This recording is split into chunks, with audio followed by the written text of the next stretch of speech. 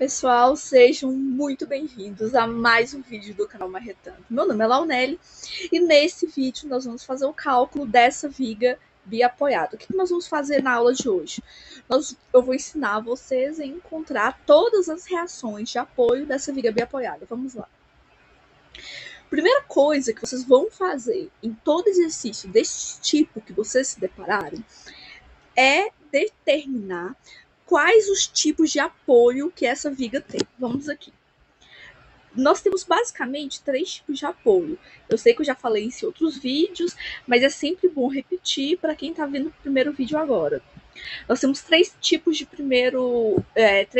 básicos de apoios. Apoio de primeiro gênero, apoio de segundo gênero, apoio de terceiro gênero. Apoio de primeiro gênero a gente chama de apoio móvel.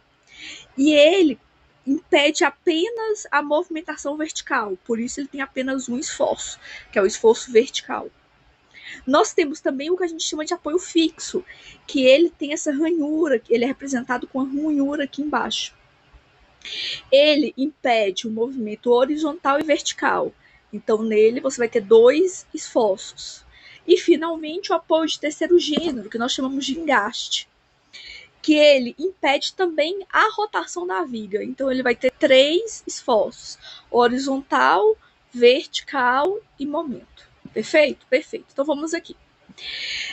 Aqui nessa viga nós temos aqui em A um apoio que, olha, nós temos, ele está representado com essa ranhura aqui. Então ele é um apoio de segundo gênero, que ele é um apoio que impede o movimento horizontal e o movimento vertical. Uma dúvida que as pessoas têm em relação a esse apoio é que ele está virado, ele está rotacionado em relação à posição que a gente costuma ver, que a gente costuma ter ele. Isso faz diferença? Não, não vai fazer diferença nenhuma na nossa resolução. E aqui nós temos um apoio de primeiro gênero, porque ele não tem uma ranhura aqui nessa parte de baixo. Então, como ele não tem uma ranhura aqui, significa que ele permite o movimento horizontal. Logo, ele só vai impedir a movimentação vertical desse apoio. Então, ele é um apoio de primeiro gênero. Por que é importante a gente definir se é apoio de primeiro gênero ou de segundo gênero? Porque a gente está querendo definir, encontrar os esforços nessa viga. Então, a gente tem que definir quais os esforços estão atuando nela. E esses esforços que estão atuando dependem do tipo de apoio. Depois de analisar essa estrutura, a gente chega a essa imagem aqui. Nós temos em A um apoio de primeiro gênero, como vocês podem ver, por isso nós temos 2 esforços. E em B, nós temos um apoio de primeiro gênero, por isso ele tem apenas um esforço. Ok. Feito essa análise inicial, nós podemos agora fazer o cálculo desses esforços. Vamos lá. Primeira coisa que nós vamos fazer quando a gente tem carga distribuída vai ser simplificar essa carga distribuída. E como é que nós fazemos isso? Você sempre tem que lembrar que a força resultante de uma carga distribuída vai ser a área daquela figura formada pela carga distribuída. Vamos ver.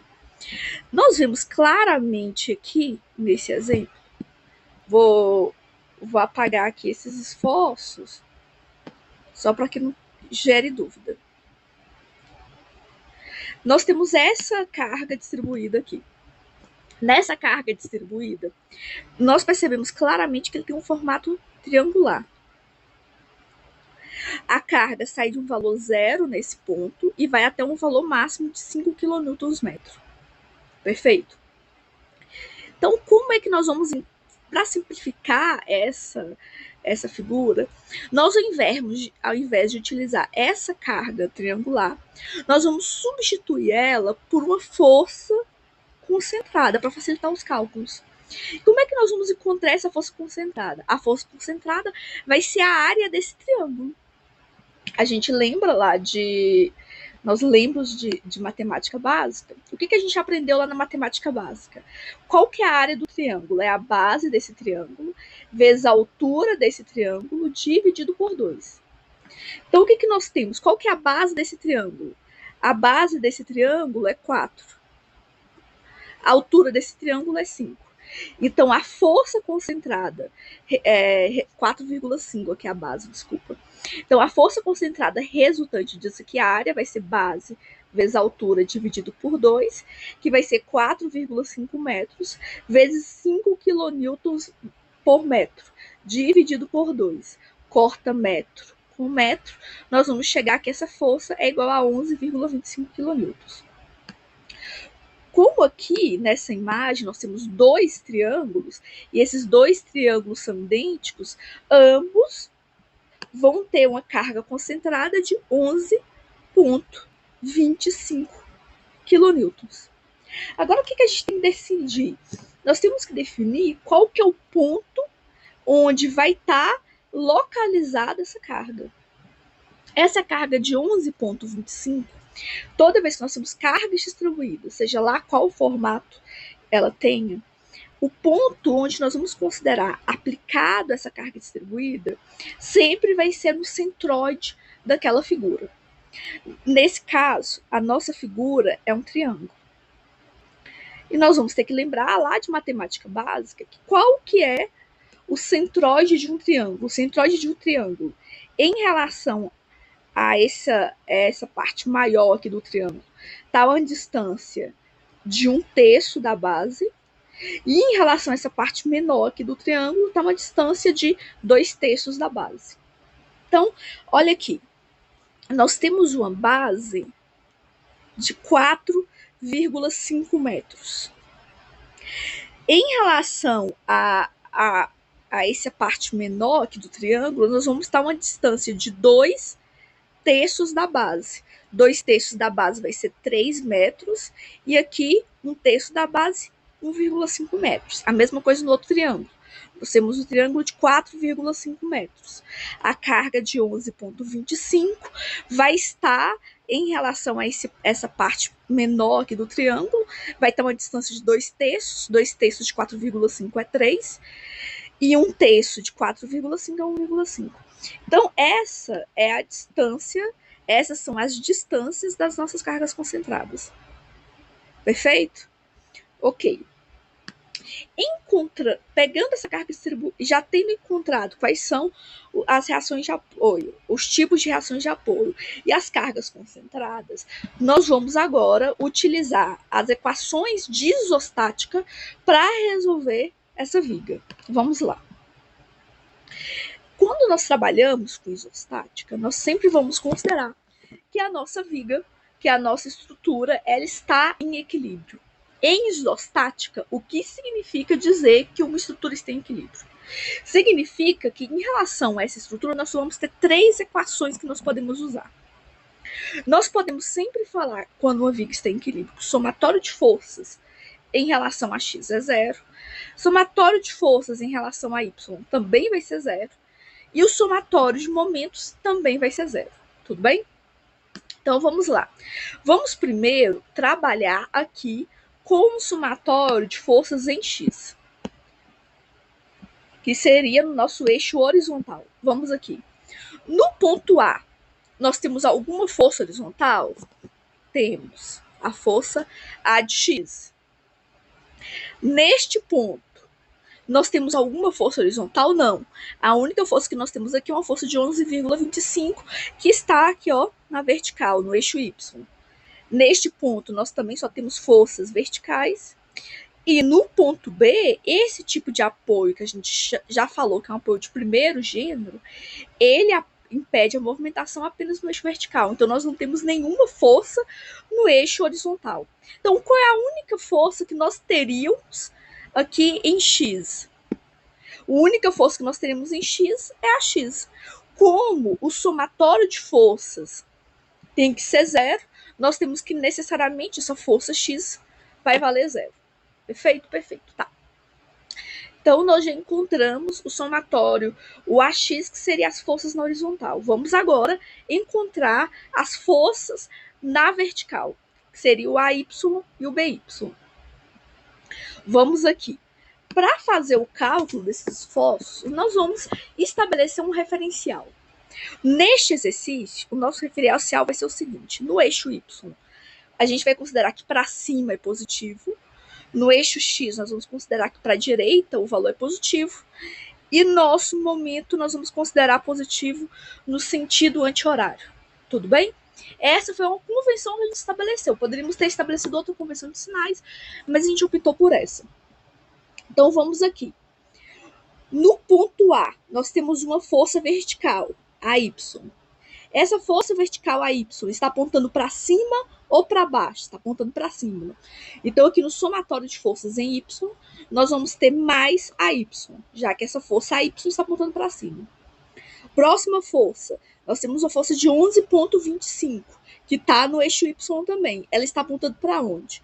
Ela está apontando para baixo. Como ela está apontando para baixo, de acordo com nossa convenção de sinal, será um valor negativo.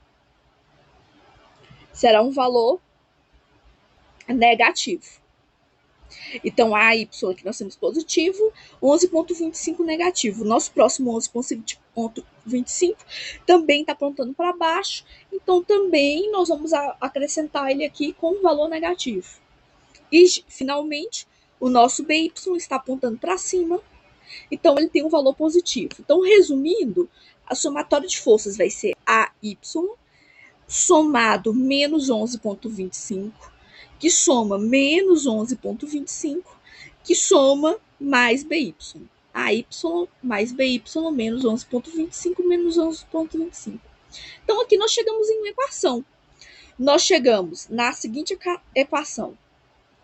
A força vertical em A mais B é igual a 22,5. Aqui nós temos quantas incógnitas? Nós temos essa incógnita e nós temos essa incógnita. Nós temos duas incógnitas. E aqui, isso aqui equivale a apenas uma equação. Tem como a gente resolver essa única equação? Não. Nós temos duas incógnitas e só uma equação. Para que a gente consiga resolver essa equação, nós vamos ter que agora fazer o somatório de momentos. Como que nós vamos fazer isso? Para fazer o somatório de momentos, nós vamos fazer um cálculo de momento considerando um dos pontos. Nós podemos fazer o cálculo do momento considerando o momento em relação a A, ou nós podemos calcular esse momento em relação ao ponto B. Como que nós vamos escolher o ponto A ou o ponto B? Nós vamos escolher sempre o ponto, para facilitar esse cálculo, nós sempre vamos escolher o ponto como referência o apoio que tenha a maior quantidade de reações de apoio. Em A, nós temos duas reações de apoio, e em B, nós temos apenas uma reação de apoio. Então, nós vamos utilizar qual ponto como referência? Nós vamos utilizar o ponto A. Então, vamos aqui colocar esse prego aqui, para a gente conseguir imaginar que esse ponto está fixo. E nós vamos imaginar em qual direção as respectivas cargas fariam com que esse ponto A girasse. Vamos lá. Vamos primeiro ver o ponto AX e o ponto AY. O AX e o AY está exatamente em cima do ponto A, então ele não provoca momento. Vamos para o 11,25. O 11,25, ele está a uma distância de 3 metros do nosso eixo de rotação. Então, ele vai provocar um momento que vai ser igual a 11,25 vezes 3. 11,25 vezes 3. Nós temos que agora definir se esse momento vai ser negativo ou positivo. Lembrando mais uma vez que em Y é positivo para cima, em X a gente considerou que é positivo para a direita, e o momento a gente considerou que é positivo no sentido anti-horário. O 11,25, considerando que o ponto A está fixo, ele está fazendo com que essa viga gire no sentido horário. O sentido horário a gente considerou como negativo. Perfeito. Vamos continuar. Nós temos também o próximo 11,25. Esse 11,25, em relação ao ponto A, ele está a uma distância de quanto? Ele está a uma distância de 4,5 mais 3, que deu 7,5 metros. Então, é 11,25 vezes 7,5 metros. Agora, nós vamos definir se esse 11,25 está provocando um momento positivo ou negativo. Considerando que o A está fixo, ele tenderia a girar essa viga nessa direção. Ou seja, ela tenderia a girar a viga no sentido horário. A gente decidiu que o sentido horário é um sentido o quê? Negativo. E, finalmente, o último esforço que nós temos atuando aqui é o esforço BY. Esse esforço BY está a uma distância de quanto em relação ao ponto A? Ele está a uma distância de 9 metros. Então, esse ponto vai ser BY vezes 9 metros. Ele é um valor negativo ou positivo? Ele está girando a nossa estrutura, ele está empurrando essa estrutura nessa direção. Essa direção é o sentido anti-horário. Anti-horário, positivo. Então, recapitulando, 11,25 está no sentido horário, negativo. E o outro 11,25 também está no sentido anti-horário, negativo. Então, fazendo tudo isso, nós chegamos a uma equação. Nós temos 11,25 que multiplica 3, isso aqui negativo, menos 11,25 que multiplica o baço de alavanca de 7,5. E, finalmente, nós temos o mais BY que multiplica o baço de alavanca de 9. Ok. Resolvendo essa equação, o que nós teríamos? 11,25 vezes 3 dá menos 33,75. E menos 11,25 vezes 7,5 dá menos 84,375. Mais BY vezes 9. Isolando BY, nós vamos ter que a carga B, que a carga vertical em B, será, nós vamos somar esses dois valores, isso mais isso. Isso aqui vai dar 118,125 kN dividido por 9. Corta metro com metro, nós vamos chegar que o BY é igual a 13,125 kN. Agora que nós encontramos o valor do B, nós podemos substituir esse valor aqui nessa equação e nós vamos encontrar o valor de A. Então, substituindo nessa equação, o que nós vamos ter? A y mais BY é igual a 22,5. Sendo que o BY é 13,125. Então, vai ser AY mais 13,125, que é igual a 22,5. Isolando o nosso AY, nós vamos encontrar que a força vertical em Y é 9,375 kN. Então, ao final, aqui nós encontramos todas as nossas cargas. Nós encontramos que a X vale 0. Nós encontramos que a Y é igual a 9,375 kN. E nós encontramos que o BY vale 13,125 kN. Perfeito? Então é isso. Nós encontramos todos os nossos esforços solicitantes e dessa forma a gente conclui nosso exercício. Então era isso que eu tinha para falar na aula de hoje. Se você gostou da aula, curte o nosso vídeo, compartilhe com seus amigos e se inscreva em nosso canal. Tchau, tchau, até a próxima.